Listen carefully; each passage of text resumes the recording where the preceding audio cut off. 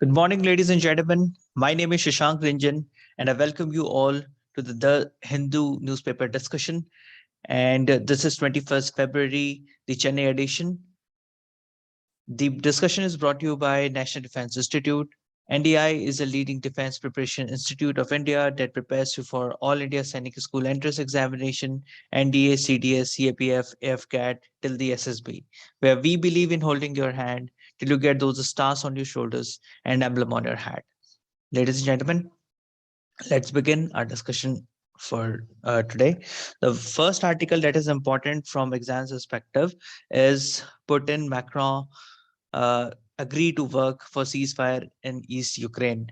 Ladies and gentlemen, we know that the French the French President Emmanuel Macron, he visited uh, Vladimir Putin, the Russian president, kind of 15 days ago, and there were various talks that held between them, and at that time, at that junction, the situation was very hot. And at that point of time, once the French president left, there was an announcement that came from the office of Russia that the nuclear war is imminent. Maybe they said that although the NATO countries are big, they are combined together a big bloc standing against a single country, Russia. But the NATO must not forget that Russians have nuclear weapons. So this was a statement that came once Macron had left.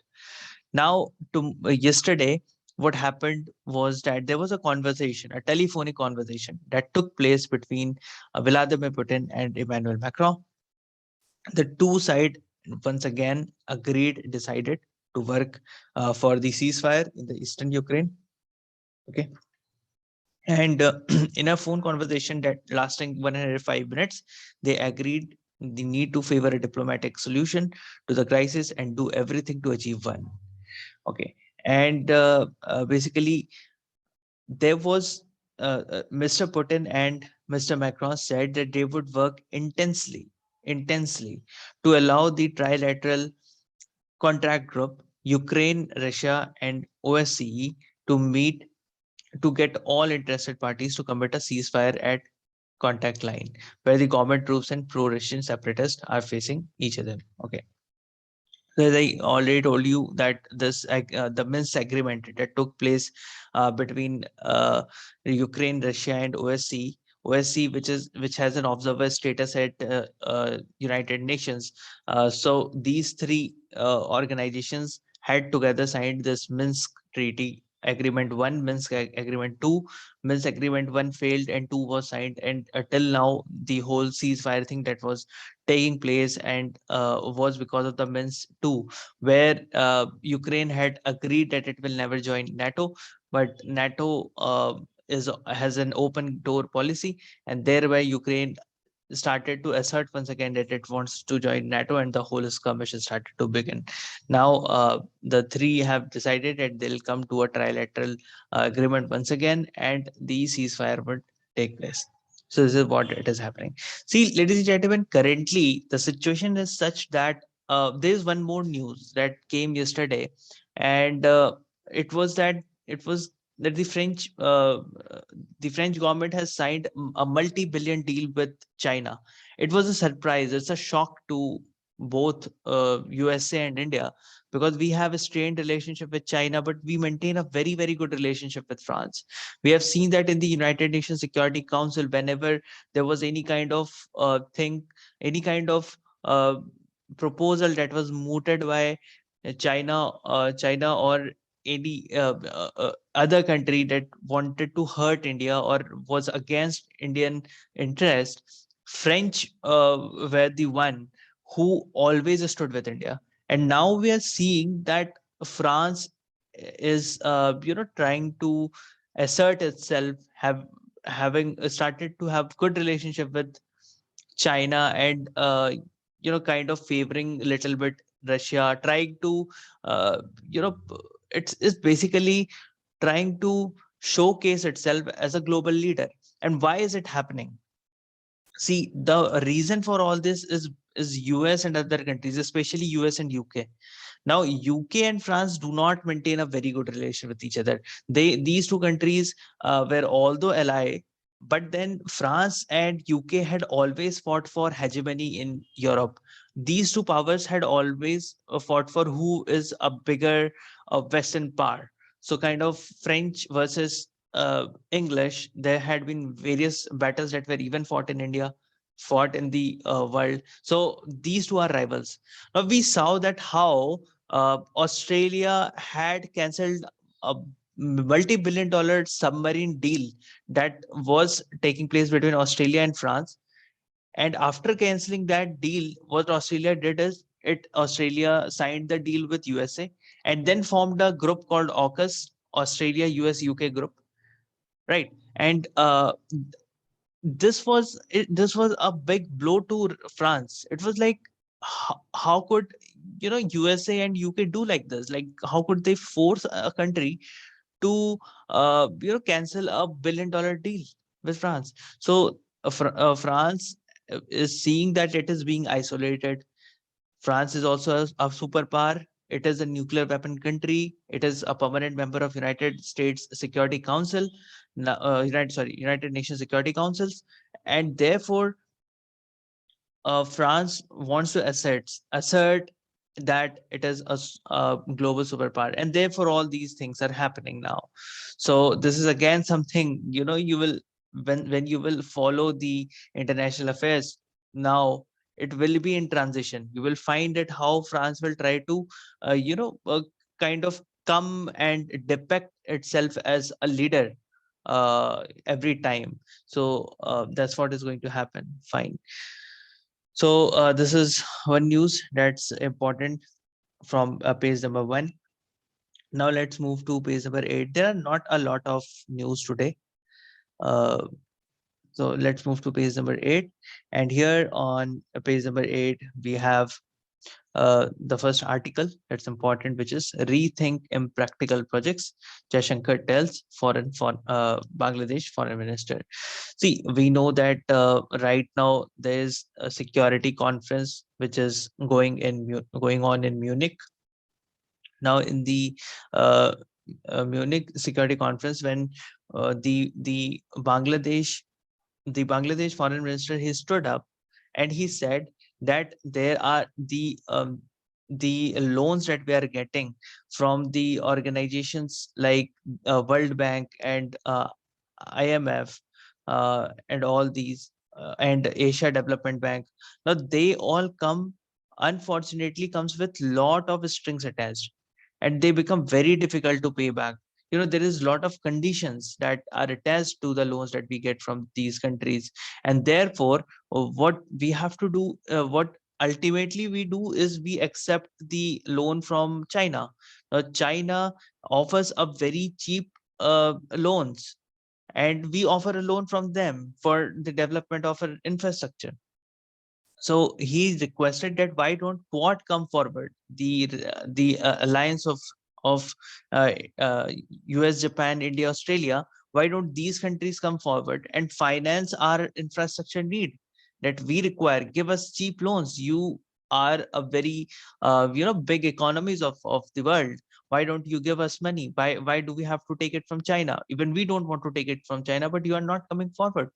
So what, as Jaishankar said, is that the he said that we have seen now the countries, including in our region, being saddled with large debts.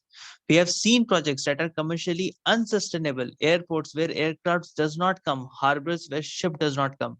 Even for development of those airports, those harbors where never does a aircraft lands, never does a ship comes. So even in those kind of project, China gives money to the country to invest in those kind of project. Why?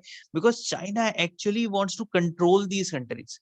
It wants to control these countries, and therefore they finance the economically unviable projects, so that those countries will never be able to gain. What they'll do is they will show them sweet dreams, right?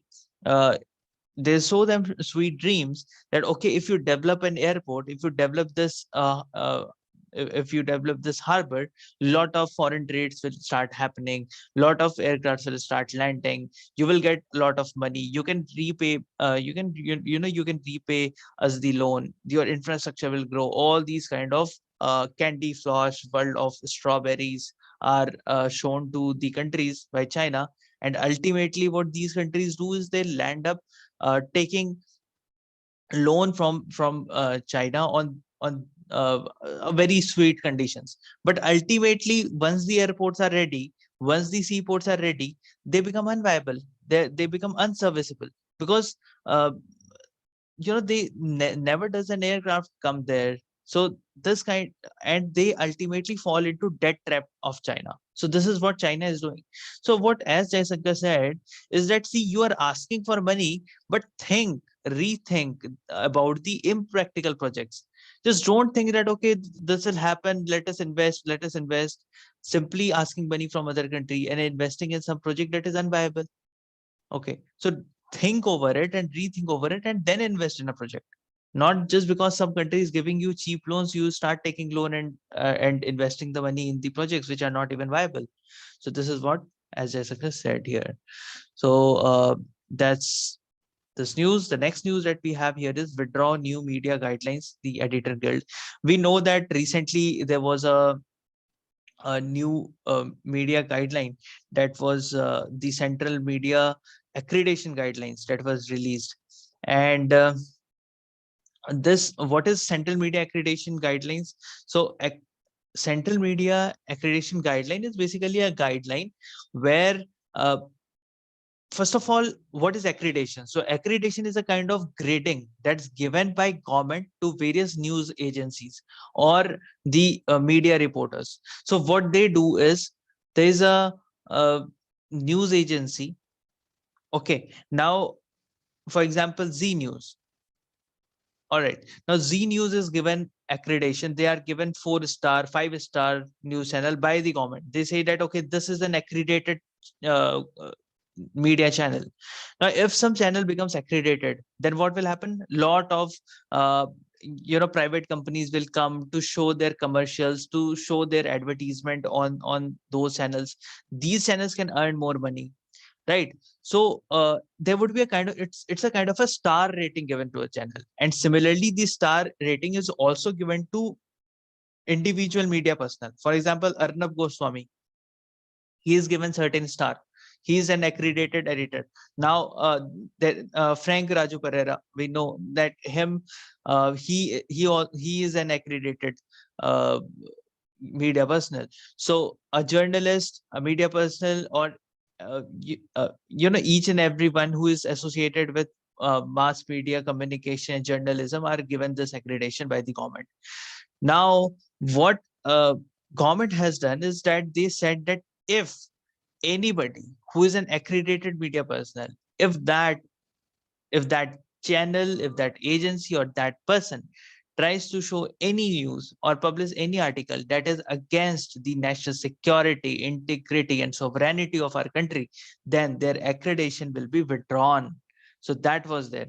Now these now on Sunday, the Editor Guild India, they sought to withdraw of the new media guideline, because they said that, see, you are not setting a criteria. This is kind of taking away freedom of speech, freedom that's given to the media. First of all, you are putting forward something called accreditation, where you are certifying some media persons. And then what you are doing is that you are forcing those certified media persons to not to speak, because if you speak something against the government, then what you will do, you will say that you are speaking against our country, you are anti-national, and saying that you are anti-national, you will start taking back our accreditation, which is not right. This will kind of shut media's mouth. It's kind of uh, uh, you know it's kind of tying the media together. It's tying kind of give, it's a kind of unfreedom to the media, basically, kind of that.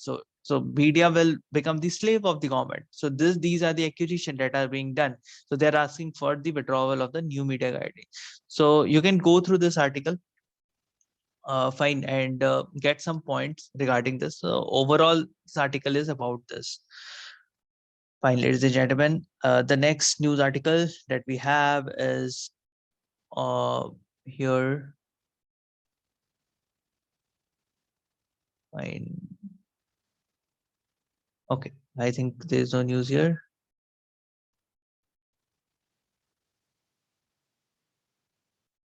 Let's move to page number 9. Okay, on page number 9, okay, it is assembly poll, no news. Page number 10, yes, this one. So on page number 10, we have this news: EPFO plans for new pension scheme. Okay, so basically, ladies and gentlemen, EPFO has this plan where if any person whose basic salary along with the dearness allowance, okay, along basic salary plus the DA, if these two combined together is less than 15,000, then they are covered under a pension scheme by EPFO. Okay, anybody whose salary is more than 15,000 is not covered under, and they are considered to be for organized sector worker with basic salary over 15,000 a month. They are not covered under the pension scheme. Okay, and therefore, since they are not covered, it is not compulsory. Basically, they can opt for it now, but if they opt for it, it is they opt for, since they can opt for it, it is optional, it is not mandatory for them.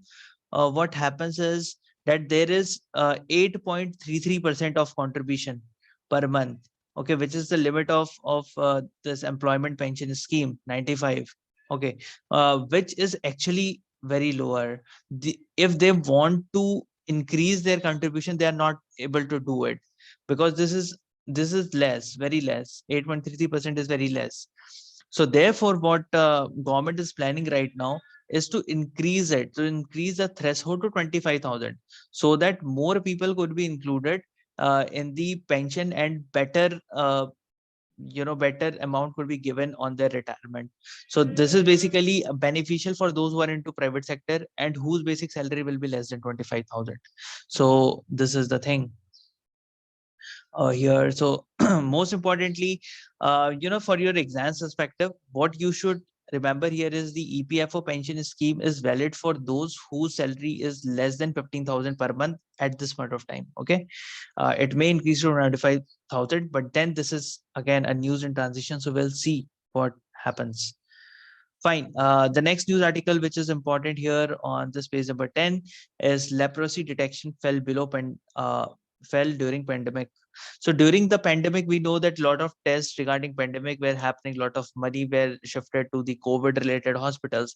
But then there are states in India that are Andhra Pradesh, Odisha, Bihar, and Madhya Pradesh. Now these are the states in India which contributes around in 2019 accounted for 35% of total new leprosy cases across the country. Okay, so these 4 states in India, they accounted for 35% of the total new leprosy case, but only 8,270 cases came in 2020. Earlier, 35% cases means 22,000 new cases were there, but the next year, on the pandemic year 2020, only 8,270 cases were there. So it is not because the cases of leprosy fell.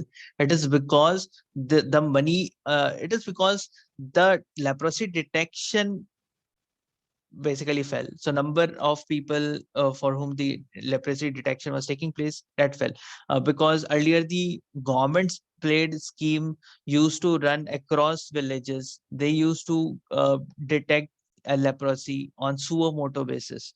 On their own, they used to do this and then provide them remedy for it. But then this thing stopped because the whole money was transferred there. So basically, that is what is given in this news article. You can go through it and read it. Fine. The next news that we have here is Center moots policy on synthetic biology. So we know that there are government of India is basically working on the national policy on synthetic biology. What is synthetic biology? A synthetic biology is where you can make any seeds, genetically modified crops, biofuels. basically the biological technology, the biotechnology being used and implemented for the engineering purposes, or for basically synthetic biology being used for in our daily applications, be it in the food or be it in any other products or services.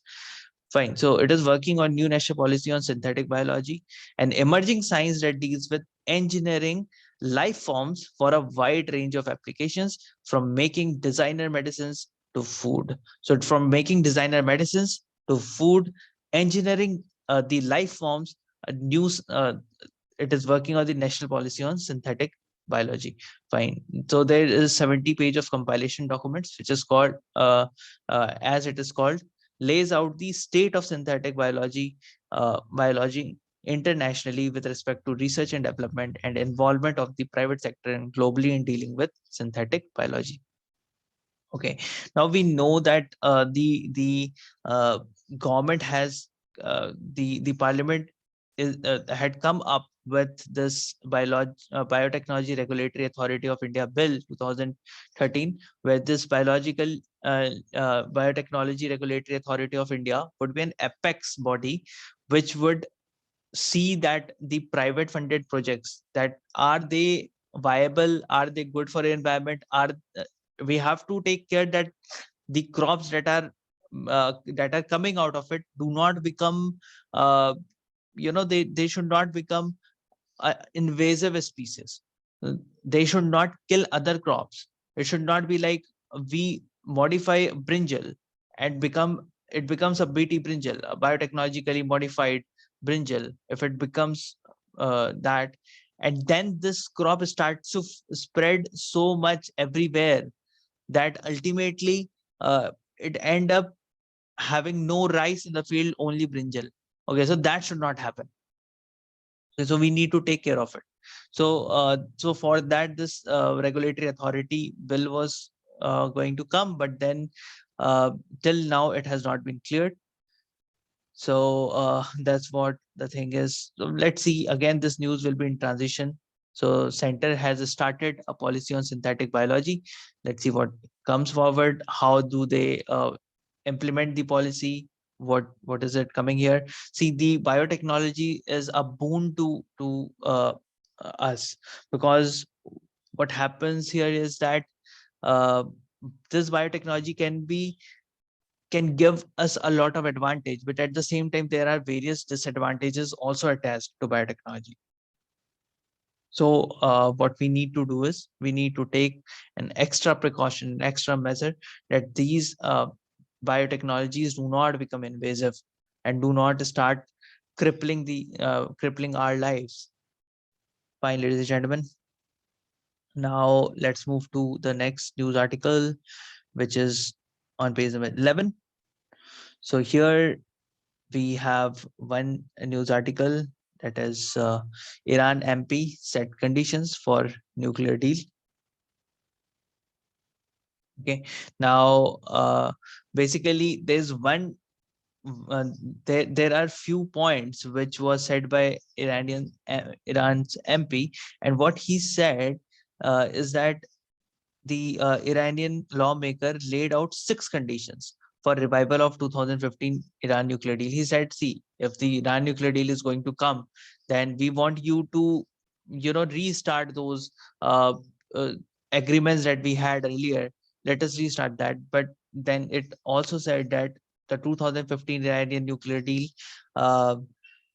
should the conditions that are to be laid out, uh, he laid out some conditions. He said, most important thing which he said is that we have learned this lesson from our past experiences, where what has happened is that these Western countries, they do not think about us before putting any kind of sanction. So there must be an immunity, because see, we have scientists. We do not want to develop nuclear weapons. We want to use it for generating power. But that doesn't mean that our researchers, our scientists will stop experimenting on it. They will start, they will experiment on it. They will experiment to enrich uranium so that we could generate more power out of the less uranium.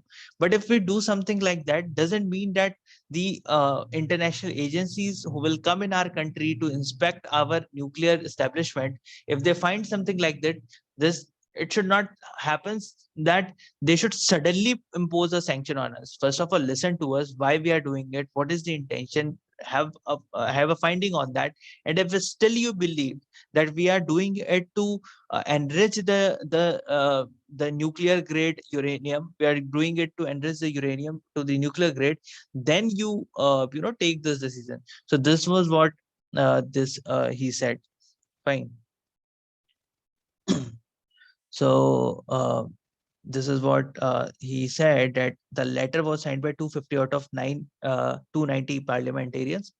And it is stated that US and European parties should guarantee that they are not that they would not exit a restored agreement, not trigger the snapback mechanism under which sanctions on Iran would be immediately reinstated if it violates nuclear compliance. The parliament has not voted on this proposed condition, and the Supreme Leader Ayatollah Ali Khamenei, who enjoys the support of headliners, has the final say on Iran's nuclear policy and all other matters of the state. So this is basically what the parliamentarians have said, that please take care that there should not be a snapback mechanism quickly. Even snapback mechanism means kind of mechanism which can break your back quickly, like what happened recently. Iran was on a very normal way, it was moving forward, but suddenly after Donald Trump came, he said that I'm withdrawing this, I don't want the policy. They simply put sanctions on Iran when it was not doing anything. So this should not happen once again. So this is what the parliamentarians are requesting. Fine, ladies and gentlemen, so these were the news article which is important from today. I hope this discussion was helpful to you. If you have any doubts, queries, question, please post it in the comment box below. For any kind of inquiry, you can visit our website, www.nationaldefenseinstitute.in. Thank you so much, ladies and gentlemen. We'll meet tomorrow with the new news articles. Thank you.